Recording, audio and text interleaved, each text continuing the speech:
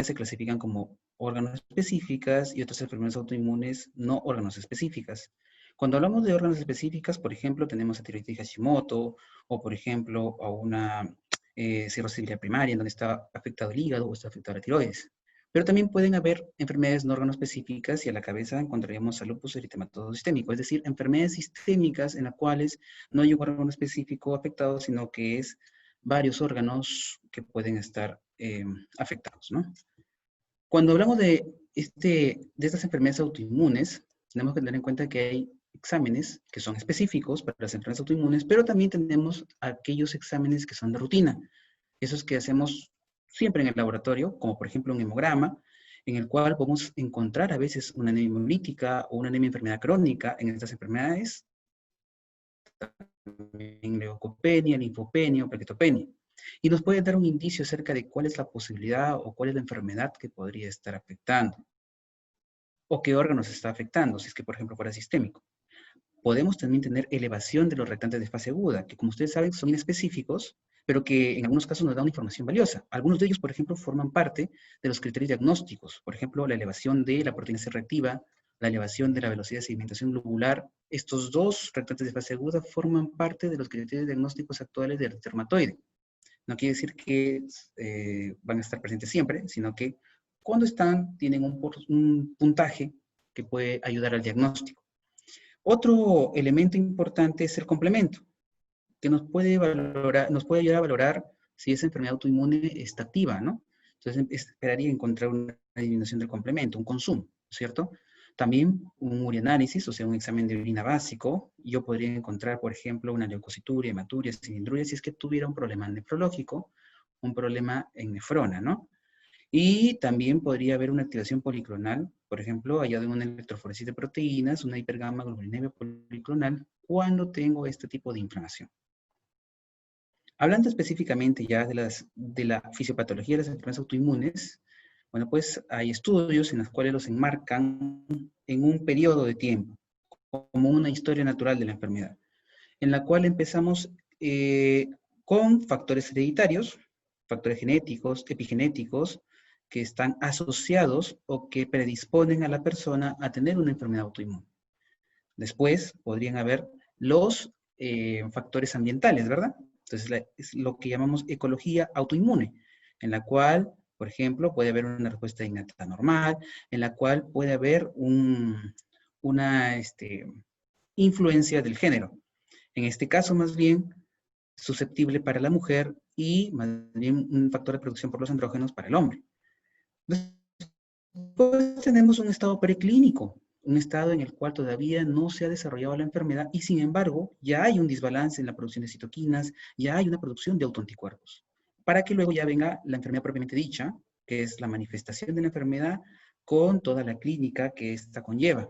Entonces, el laboratorio se encuentra aquí, a poder encontrar un biomarcador que me pueda dar un indicio de que pueda tener una enfermedad autoinmune, que son los autoanticuerpos. ¿Qué sería un autoanticuerpo? Pues anticuerpos dirigidos contra nuestros propios órganos, células, antígenos, ¿verdad? Entonces, eso, ¿qué es un biomarcador? En este caso, son sustancias medibles que evalúan objetivamente como indicadores de procesos biológicos normales, pero también patogénicos y de respuestas farmacológicas. Pueden utilizarse en muchos campos de la práctica clínica. Para el caso de las enfermedades autoinmunes, nuestro biomarcador por excelencia sería el autoanticuerpo. Entonces, enfermedades autoinmunes prácticamente es sinónimo de autoanticuerpos, ¿correcto? Entonces, en esta diapositiva ustedes ven una gran cantidad de autoanticuerpos que se conocen y que cada vez van apareciendo más, ¿no? Pero cada uno de ellos son de diferentes tipos, de diferentes... Ustedes saben que los anticuerpos pueden ser de diferentes clases, ¿no? Pueden ser de 5 clases, generalmente 4 son las que más pueden estar en suero, ¿no es cierto?, en plasma. Hay uno que siempre está pegado a la membrana. Todos estos anticuerpos pueden ser de tipo IgG, puede ser de tipo IgM. Hay varios que solamente pueden ser G, otros que solamente pueden ser M, ¿no? Entonces, diferentes tipos de autoanticuerpos, varios que se van encontrando, que se van descubriendo. Actualmente, los autoanticuerpos nos ayudan bastante porque, por ejemplo, encontramos nuevos autoanticuerpos. Entonces, por ejemplo, en una glomerulofritis membranosa, ya se ha encontrado la asociación con este anticuerpo, autoanticuerpo, el anti-PLA2R, mientras que en una encefalitis autoinmune ya se ha encontrado la asociación con este autoanticuerpo, anti-NMDA. Pero también en algunas oportunidades encontramos nuevos anticuerpos en aquellas enfermedades que ya teníamos una asociación con otros, ¿no? Por ejemplo, en una esclerosis sistémica en la que normalmente ya teníamos conocido el SCL70 o no, también podemos ya encontrar el anti-RNA polimerasa 3, el anti-TH, el anti-TO, mientras que en una miositis ya conocíamos que es el anti-JO1, pero ahora también se ha visto una asociación con PL7, con anti-PL12, etc. Para los síndromes antifosfolipídicos, por ejemplo, simple anticoagulante lúpico, ¿no? Pero ahora también, por ejemplo, tenemos antifosfatidilcerina, ácido fosfatídico y fosfatidilisetol como nuevos anticuerpos que se asocian a un síndrome antifosfolipídico. Para la miastenia gravis es sabido que generalmente tienen anticuerpos contra la acetilcolinesterasa. Sin embargo, en aquellos pacientes en que hay una miastenia gravis con antiacetilcolinesterasa negativo, se ha encontrado este anticuerpo, ¿no? Anti-MUS, que generalmente es un nuevo anticuerpo que ha encontrado asociación con la miastenia gravis, ¿no? Entonces, el desarrollo de autoanticuerpos antes del inicio de la enfermedad autoinmune, por supuesto. Cuando habíamos visto en el gráfico de la historia natural, sabemos de que los autoanticuerpos pueden ser detectables mucho antes de que se produzca la injuria tisular. Es decir, yo puedo encontrar autoanticuerpos con anticipación. Entonces, por eso es que, por ejemplo, acá en este cuadro ustedes van a ver que en la cirrosis biliar primaria puedo encontrar un autoanticuerpo que se llama antimúsculo liso y que puedo encontrarlo 20 años antes de que se produzca la infección, así como también otros autoanticuerpos, por ejemplo, contra insulina y otros más, ¿no? Entonces, imagínense ustedes, 20 años antes ya tengo el autoanticuerpo, sin embargo, todavía no hago la enfermedad. Imagínense desde cuándo podría yo ya estar teniendo una información sobre esto. Pero, como habíamos visto que en la clasificación de las enfermedades autoinmunes hay algunos que son órganos específicos y otros que son inespecíficos o sistémicos, nos hemos dado cuenta con los estudios que se han ido haciendo de que los autoanticuerpos asociados hacia órganos específicos, por ejemplo, la apoporina 4 para neuromielitis óptica o, por ejemplo, la leptina o el síndrome de Gould-Pastor, tienen una sensibilidad alta. Esto quiere decir que cuando es órgano específico, los autoanticuerpos asociados tienen bastante sensibilidad. Mientras que en las enfermedades autoinmunes sistémicas, la sensibilidad de los autoanticuerpos que se asocian no tienen una sensibilidad tan alta, sino más bajas, y es porque también se pueden encontrar en otras enfermedades, ¿verdad? Por ejemplo, una de las sensibilidades más altas podría ser el anti-DNA de doble cadena para el lupus eritematoso sistémico, como también los nucleosomas, ¿no? Pero, sin embargo, la sensibilidad es más baja que en el anterior cuadro, ¿no? Entonces, ¿qué es un autoanticuerpo? ¿Para qué nos sirve? Primero hay que tener en cuenta que los autoanticuerpos no necesariamente van a ser patológicos. Hay autoanticuerpos llamados autoanticuerpos naturales, que son un fenómeno fisiológico. Pero lo que a nosotros nos interesa es encontrar aquellos autoanticuerpos patológicos, porque son aquellas que causan las enfermedades autoinmunes. Algunas diferencias entre un autoanticuerpo natural y un autoanticuerpo patológico es que generalmente los autoanticuerpos naturales son de tipo IgM, mientras que los autoanticuerpos patológicos son de tipo IgG. La especificidad va a ser baja en un autoanticuerpo natural, mientras que en un autoanticuerpo patológico es alta. Y los títulos, obviamente, para el patológico es alto, ¿no? Y a diferencia del autoanticuerpo natural. Ahora, no es lo mismo el estudio de estos autoanticuerpos que los demás analitos que encontramos en laboratorio. Entonces, hay que diferenciar entre un analito homogéneo y un analito heterogéneo. Generalmente, un analito homogéneo es aquella que tiene todas las moléculas, tienen la estructura química idéntica. Un ejemplo podría ser, por ejemplo, la creatinina o la glucosa, por así decirlo. Entonces, la glucosa, todas las glucosas, las moléculas de glucosa son iguales y simplemente, en cambio, un analito heterogéneo son anticuerpos o autoanticuerpos de diferente naturaleza, diferente clase, diferente especificidad, y que puedo tener una mezcla de autoanticuerpos, ¿correcto? Entonces las moléculas individuales tienen propiedades similares, pero no son idénticas. Entonces cuando yo hago la determinación de un analito homogéneo, heterogéneo, como por ejemplo la glucosa, yo hago una determinación cuantitativa. Lo que yo necesito saber es cuánto tengo de glucosa. Puede ser alto, medio, bajo, ¿no es cierto? Puedo tener un valor normal, puedo tener un valor bajo, puedo tener un valor alto, porque todas las moléculas tienen estructura química idéntica. En cambio, en un ámbito heterogéneo, como por ejemplo los autoanticuerpos, se comparan en muestras biológicas y yo podría tener, de acuerdo al autoanticuerpo y el reactivo que voy a detectar, el reactivo puede ser específico para un tipo de autoanticuerpo. Entonces, aquí de acá lo importante es la reactividad al antígeno. En un autoanticuerpo, lo importante es saber a qué antígeno es reactivo. Entonces, podría ser que si yo tengo la muestra 1, la que está aquí, en donde tengo autoanticuerpos morados, yo uso el reactivo para ese anticuerpo, lo voy a detectar en este paciente 1, pero si me viene el paciente 2, no lo voy a detectar con ese anticuerpo. Tendría que usar otro reactivo, ¿verdad? Entonces son heterogéneos y la forma en cómo se determina no es igual que en un analito homogéneo.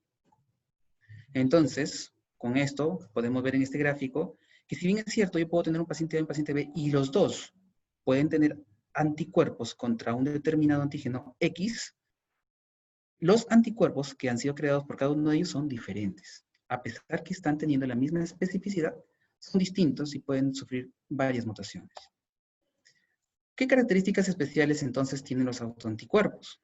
No son marcadores etiológicos, obviamente no lo son, porque el hecho de tener un autoanticuerpo no quiere decir, como por ejemplo en otras enfermedades, que tenga una determinada enfermedad. Porque, como ustedes se van a dar cuenta, los autoanticuerpos también pueden estar presentes en personas sanas. En cambio, por ejemplo, un anticuerpo contra el VIH, un anticuerpo contra la hepatitis B, me hace el diagnóstico contra estas enfermedades. En cambio, en el caso de los autoanticuerpos, el estar presentes no es suficiente. Entonces, pero sí me ayudan bastante como marcadores de patrones. Es decir, si yo tengo una asociación de determinados autoanticuerpos con la clínica del paciente, yo puedo llegar, dependiendo del patrón que me ofrece ese autoanticuerpo, a un diagnóstico. No son elementos anormales porque también tenemos anticuerpos naturales, ¿no es cierto? Autoanticuerpos naturales. Son analitos complejos, como hemos visto en la diapositiva anterior, son heterogéneos, y la respuesta policlonal con una considerable variable interindividual, porque tiene factores como la concentración, la avidez, el epítope al cual es específico, ¿no? Entonces, tiene que considerar estas características en las diferentes metodologías que hay para detectar los autoanticuerpos para poder interpretar correctamente las pruebas. Entonces, ¿qué hacemos en el laboratorio? En el laboratorio vemos cuál es el método que debemos elegir para poder detectar los autoanticuerpos. Tenemos métodos diversos, como el ELISA, podemos tener la inmunofluorescencia, podemos tener el inmunoblot, el Western blot, la citometría de flujo, en fin, varias metodologías que me pueden ayudar a mí a detectar los autoanticuerpos, ¿no?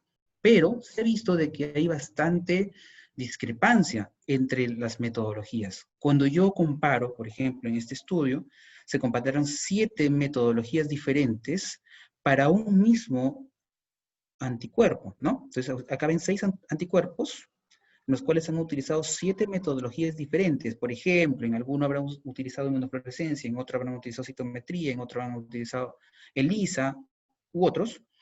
Y resulta de que, por ejemplo, en el anti-RNP ha sido bastante concordante, pero sin embargo, en el anti-CL70 no. Entonces, ha habido discordancia grande, ¿no? Entonces, la especificidad y la sensibilidad de los diversos métodos es muy variable. Con frecuencia se encuentran resultados aberrantes e inconsistentes. Por eso es que es muy importante que en el resultado del examen se ponga el método por el cual ha sido hecho o ha sido determinado este anticuerpo, ¿no? Para que podamos interpretar adecuadamente el resultado, ¿correcto? Entonces, ¿cuál es la utilidad que le podemos dar al dosaje de autoanticuerpos? ¿Cómo le podemos sacar el máximo provecho? Bueno, pues en estos 4 puntos. Yo le puedo usar bastante en el diagnóstico, en la mayoría de los casos, me ayuda bastante en el diagnóstico. También podría ser definir un subgrupo especial. Hay algunos autoanticuerpos que son más específicos para un determinado tipo o subgrupo especial de enfermedad autoinmune. Hay algunos que me pueden ayudar en el pronóstico, para saber si tiene buen pronóstico o mal pronóstico, si están presentes. Y hay algunos que me pueden ayudar a hacer el control de la actividad de la enfermedad. Es decir, saber si la enfermedad está activándose o está disminuyendo en su actividad, ¿correcto? Por ejemplo, tenemos acá 2 ejemplos, ¿no? ¿Cómo podría ser? En un contexto en el cual yo tengo un paciente sospechoso de lupus eritematoso sistémico y yo le pido un anti-DNA, entonces los métodos por los cuales yo puedo hacer el anti-DNA son varios, ¿no? En este caso, para el DNA, la prueba de gol estándar es el RIA, ¿no es cierto? La radioinmunio por radiación, el radioinmunoanálisis o FAR. En cambio, hacemos generalmente la inmunofluorescencia indirecta como uno de los métodos más utilizados en el laboratorio, porque el problema del RIA es que además de ser caro, necesita tiene el problema de la excreción de estos reactivos que son radiológicos. Entonces, generalmente si yo hago un anti-DNA, tendría una sensibilidad del 55 al 75%, una especificidad mayor al 90%, por lo tanto me ayuda en el diagnóstico de la enfermedad, en este caso de lupus eritematoso sistémico. ¿Será un marcador de un subgrupo especial? Sí, se ha encontrado la asociación cuando está presente el anti-DNA en un paciente con lupus con una enfermedad renal lúpica, es decir, un compromiso renal. ¿Será de marcador pronóstico? Sí, porque, bueno, se cree que al tener esta asociación con un problema renal, eso ayuda a tener un mal pronóstico cuando está presente. Marcador de actividad, sí, y eso indica de que nosotros podemos pedir nuevamente el anti-DNA para saber cómo está la actividad de esa enfermedad. En cambio, cuando vemos el anti-SMIT, en ese mismo contexto, en un paciente con lupus, esta vez pedí como dosaje el anti-SMIT, y resulta que tengo también varias metodologías, en donde acá el gol estándar, más bien es la inmunodifusión, pero generalmente utilizamos más el ELISA en el laboratorio, ¿no?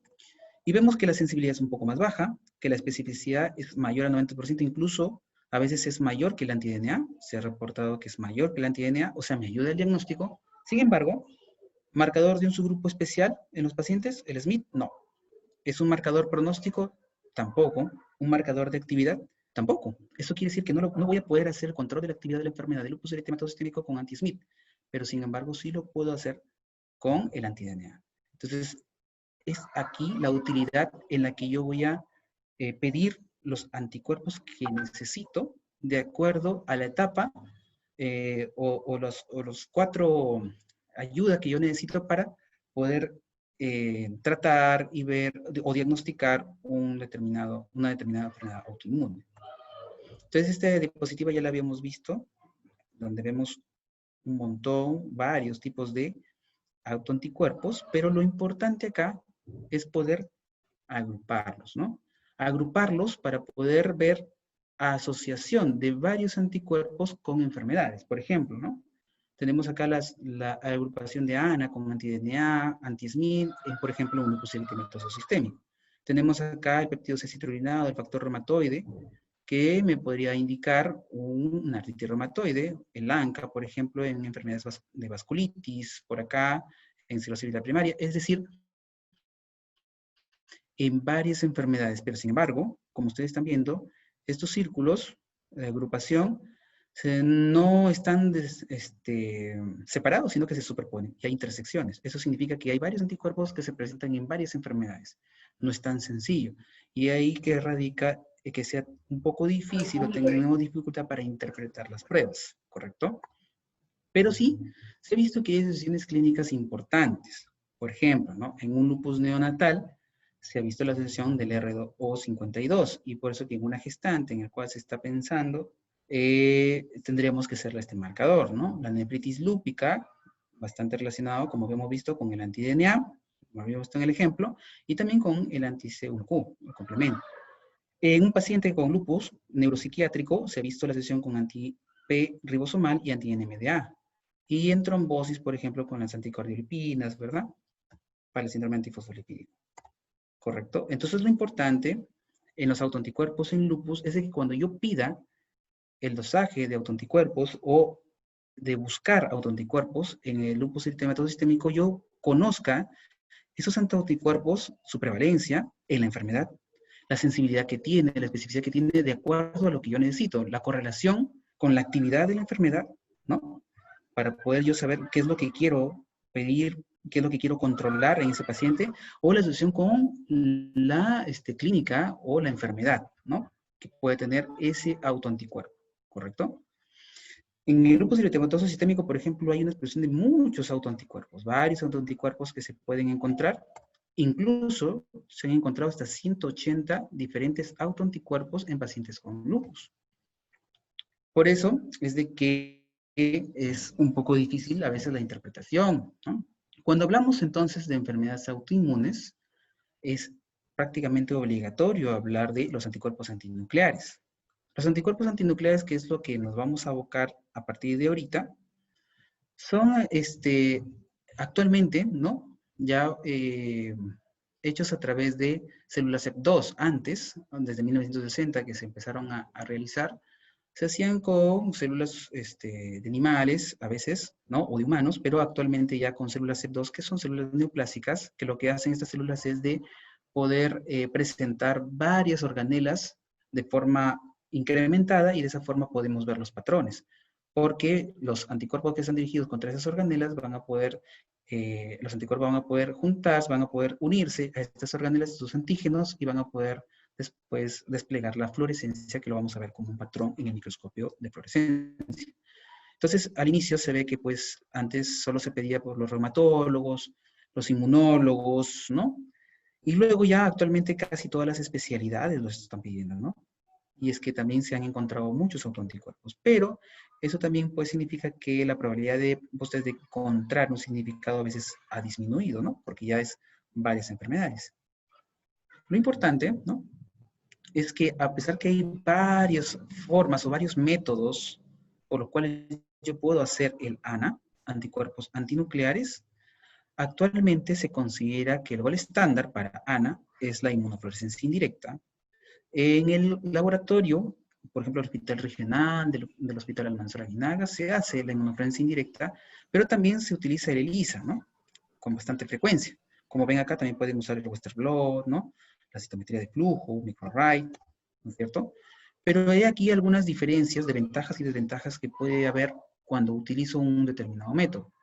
Por ejemplo, ¿no? Entre el IFI, una influencia indirecta, y el ELISA como screening, ¿no? La diferencia principal o ventaja principal del IFI radica en la variedad de antígenos que puedo encontrar. 100 a 150 diferentes antígenos, mientras que en el ELISA un número limitado, 12 a 14 antígenos, dependiendo de la marca de reactivo del ELISA. Y esto debido a que en el IFI yo encuentro pues todas las organelas que pueden ser antígenos. Entonces apenas tenga algún antígeno, va a florecer y voy a poder encontrarlo.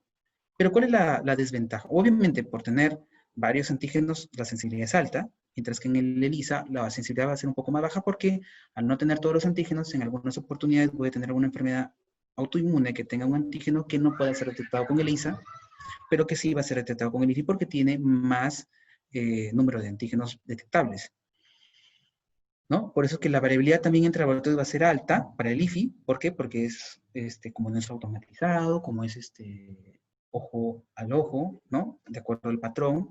Entonces, hay variabilidad en la interpretación, en cómo lo observo. Tiene variabilidad de acuerdo a la experiencia que tiene el observador.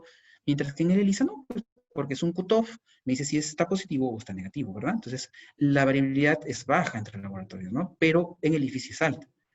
La ventaja del ELISA es de que sí se puede automatizar, mientras que en el IFI no, ¿verdad? Porque se automatizan algunos patrones, pero no se pueden todos.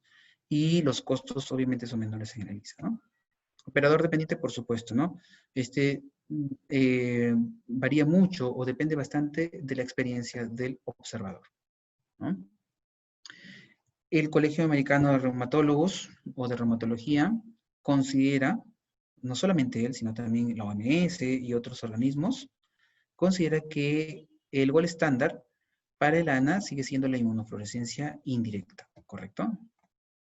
Entonces, estamos hablando de patrones y no es más que la forma en cómo se observan en el microscopio estas células CEP2 marcadas con estos antígenos cuando está presente en el suero del paciente los autoanticuerpos. Entonces, yo tengo estas células en el reactivo y lo que hago es colocar el suero del paciente y si tiene anticuerpos dirigidos contra alguno de los antígenos aquí presentes, se van a unir y lo voy a poder observar con la inmunofluorescencia. Y la forma en cómo se reporta el resultado son con patrones y con su respectivo título. Entonces, el patrón me daría una información cualitativa. Es decir, me va a decir, ¿está presente o no está presente determinado patrón? Mientras que el título me va a decir cuál es la máxima dilución a la cual la veo presente, o está presente, o está la fluorescencia todavía presente. Es decir, me va a dar una información más que cuantitativa, semi-cuantitativa, ¿no? Porque no me está dando la dilución exacta, simplemente la dilución más aproximada a la cual yo todavía puedo encontrar la fluorescencia. Entonces, ante un examen de ANA, tengo que tener esta información, ¿no? Patrón y título para el ANA. Generalmente, mayor de 1,80 se considera positivo, ¿no? Pero hay, como ustedes saben, varios patrones y por lo tanto se ha tratado de consensuar. Consensos, tanto en Francia, Alemania, países nórdicos, Brasil, Argentina, han tratado de consensuar los patrones y actualmente tenemos el consenso internacional de ANA, ¿no? De los patrones de ANA. Ya de aquí, después de terminar estas diapositivas, vamos a verlo. Los voy a enseñar para que lo puedan ver. Tiene bastante información interesante que a ustedes de repente les va a servir mucho. Entonces, este consenso lo utilizamos para estandarización, para que todos los laboratorios del mundo puedan manejar los mismos patrones, sea cual sea el laboratorio en el cual se está haciendo la prueba. Entonces, actualmente tiene 29 patrones. Este fue el primer cuadro que sacaron. Este es el actual, en donde, como ustedes ven, tenemos varios patrones, el negativo, el nuclear, citoplasmático, mitótico, el AC0. Entonces tienen sus códigos, ¿no? Hasta el número 29, ¿no? Para poder diferenciar los 29 patrones que actualmente se conocen. Lo importante acá es que ustedes, que podamos estandarizar y todos hablemos un mismo idioma cuando demos un resultado.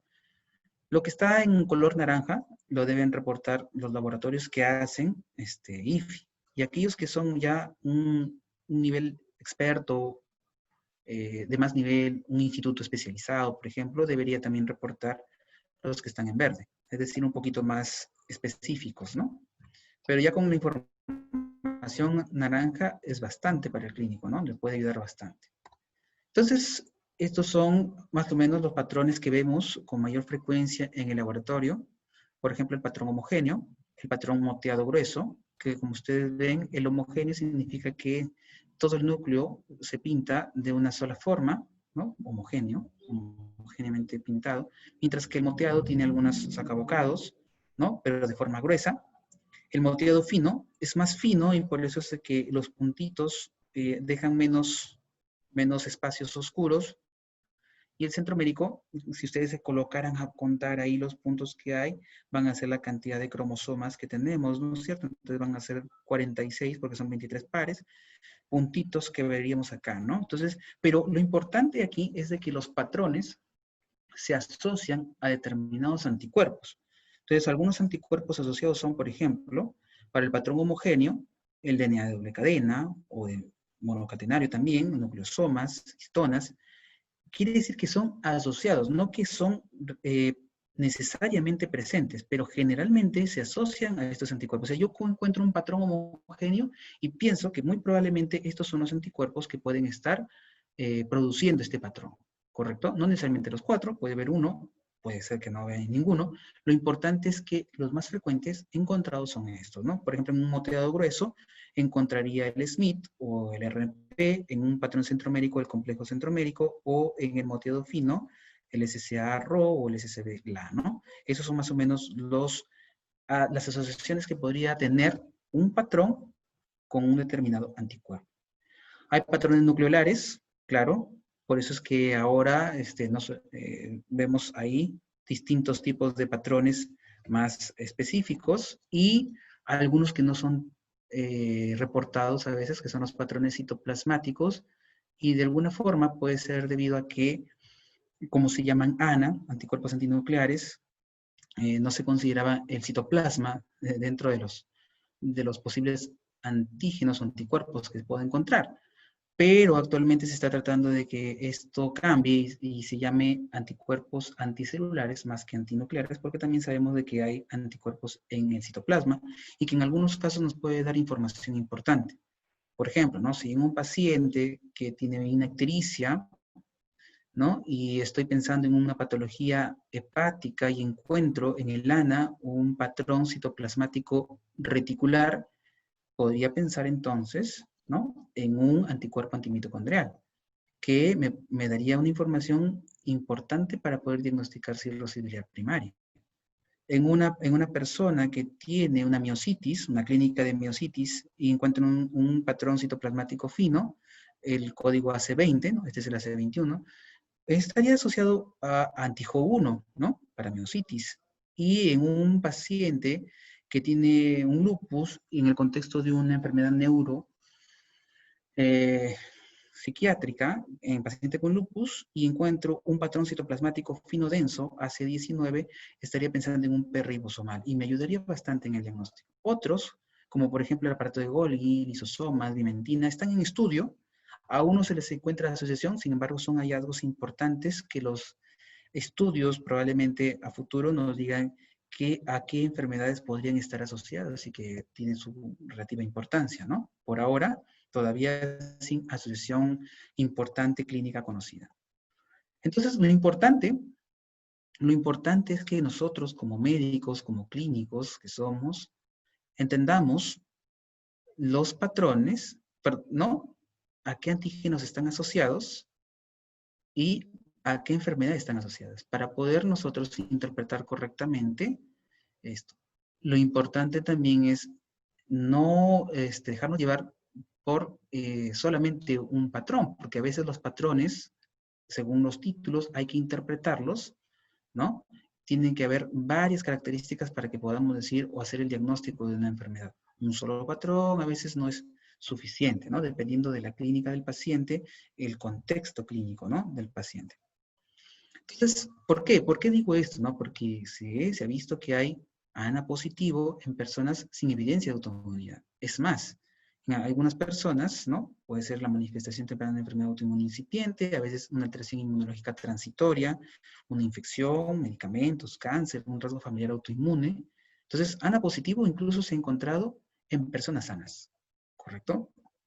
Entonces, ANA en personas sanas, sí, se hizo un estudio en Lima, acá en Perú, en donde se encontró una prevalencia del 10.7%, es decir, que de cada 100, 11 personas prácticamente tenían, que son sanas o clínicamente sanas, tenían ANA positivo.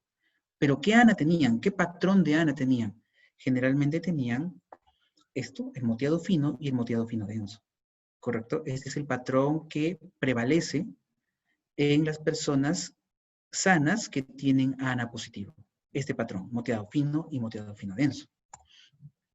Entonces, en el moteado fino denso se ha visto esa característica de que no está asociado clínicamente a ninguna enfermedad autoinmune, pero sin embargo se observa en cistitis intersticial, en dermatitis atópica, pero no en una enfermedad autoinmune, lo cual no pasa en los otros patrones.